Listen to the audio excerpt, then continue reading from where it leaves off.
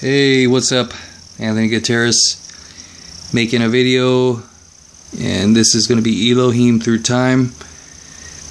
And this kind of is a part of what the Elohim are here doing, giving us that unhealthy mindset where we still can, from the illusion, which is a materialized state where you think you're perceiving spirit and energy, even though you're removed from it. It's like being 2 or 3 steps removed from it. You can still sense it, but you're not participating with it.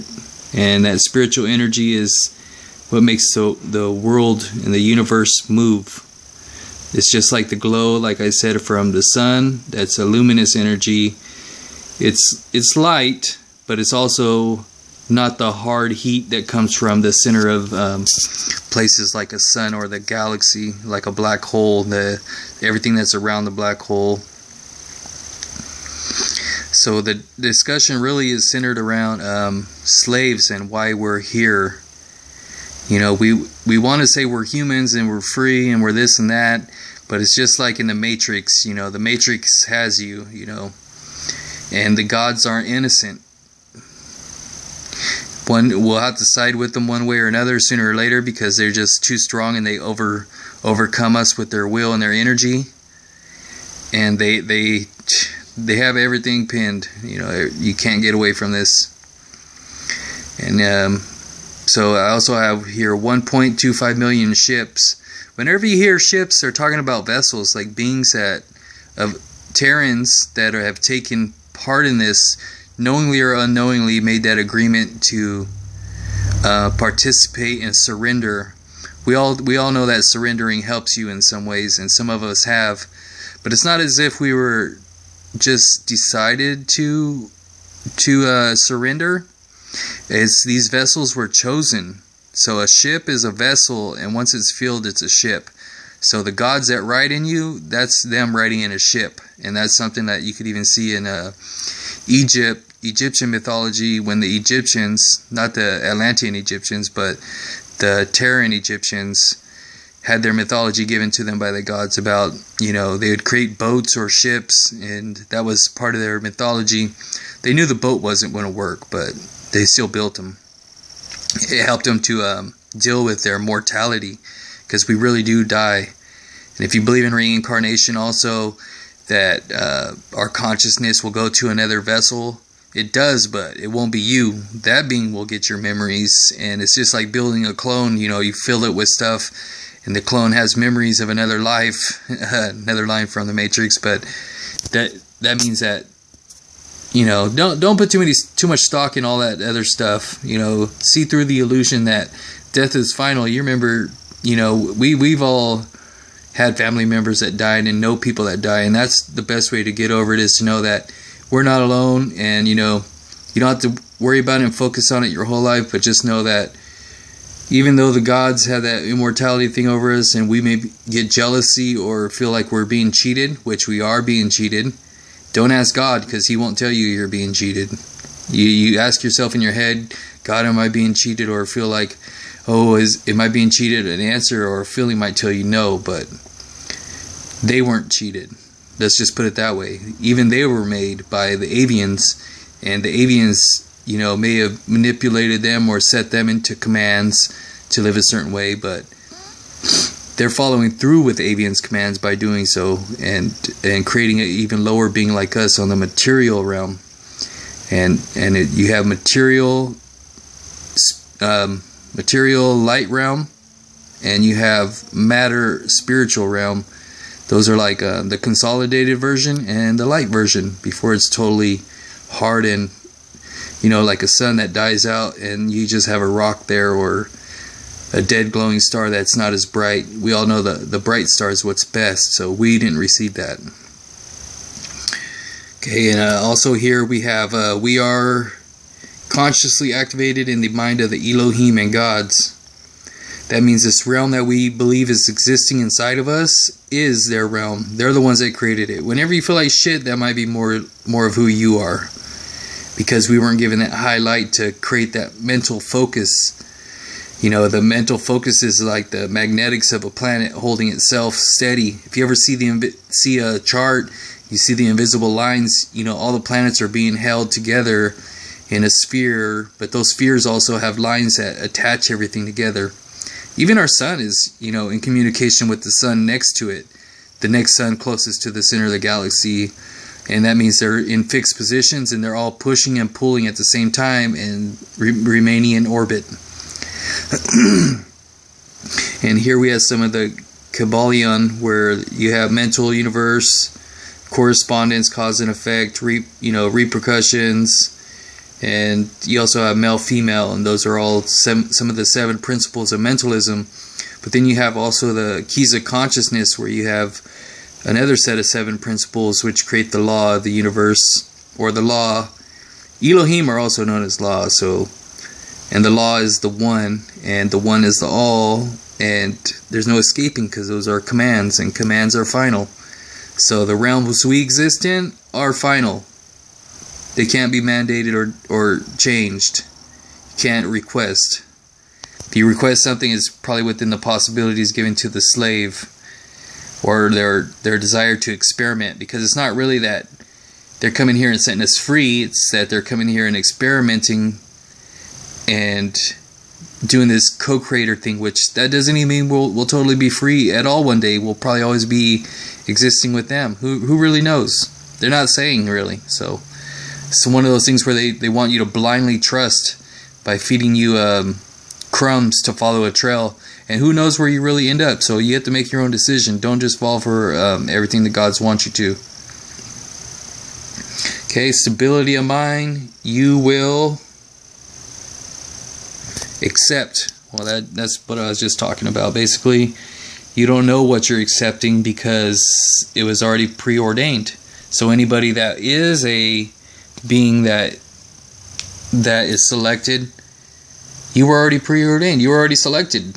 It's going to happen to you. If you reject it, you'll suffer. Plain and simple, sufferment. You always feel like shit and not know why, until you change your mind to blindly follow, which is pretty crappy because we don't have very much incentive besides the fear of our death. So, and we're living in a crappy times. The government's shut everything down. Everything's shut down to the point that where Obamacare is something everybody knows. And if you don't know it, it probably doesn't matter anyway, because there's a lot of more people that are affected by it. So they all have you aliens of government. The government's aware of this. They've been working with them, and they shut down the Illuminati. And even when they were Illuminati, they were transitioning. In the first agreement, the government sided with the Greys and the reptiles, and from the 1930s or so, that's where they were and they knew the gods, and they know who was supposedly right and wrong, but it's more of a balancing. They just want to chase you to the God side. This is already God's planet. He's going to take over it. So we were already in God's hand, but he still pitted us against the aliens, the Draconians, to make us think that we have to follow him. That's a blind incentive in my mind. They didn't have to do that, but they choose to. And it wasn't until 1957 that 7 Elohim showed up here in California, near Edwards Air Force Base. And I think they had a meeting there with some of the government or the military installation people, since the president wasn't really the one in charge, because presidents are elected and let go. So they had secret governments, and some of them had lasted for a long time. They're probably still around. And the Illuminati, yeah, they were existing, and they were part of this, creating evil to activate the good. That's illusion. That's a lie. Like, anyone that fell for that and lived that, most of what they were doing wasn't even real. It was mind games by God to make you want to be with him, or to follow his instruction so that they could live a better life. And as you can see, they really give us the lowest proportion, because they live very long. We don't. Before our kind could live very long, it'd probably be 2 million years. So that's the proportions of time that I'm talking about, the unfairness and the unjust to follow the rules of a being that was sent before them and still be activating those laws. Okay. No gas. Okay, we're talking about the gas prices. You have the HARP array. and harassment with the HARP array and mind control devices by the government. So they're monitoring everybody. They'll shut you down if you're too loud. A year ago, I couldn't have made this YouTube video. Even while I was making it, they were shutting off the internet. And that's today in 2015. And we're still in the middle of the year. So they're just pissing me off, and I'm going to make more videos. And I'll even start spilling some truth out about exactly what they're doing and the crimes they've actually committed against the humanity, and how they say, oh, we didn't take our power back as the people. Well, there's a lot of reasons why we never took our power back. Because if you remember in the 70s, 60s and 70s, there were a lot of power movements going on from the people, and the government did shut us down. You know, I was young in the 80s, but I had uncles and some people that were not exactly hippies, but they had hippie qualities, and they were all about truth and empowerment and make sure that everyone knew the government was evil and corrupt.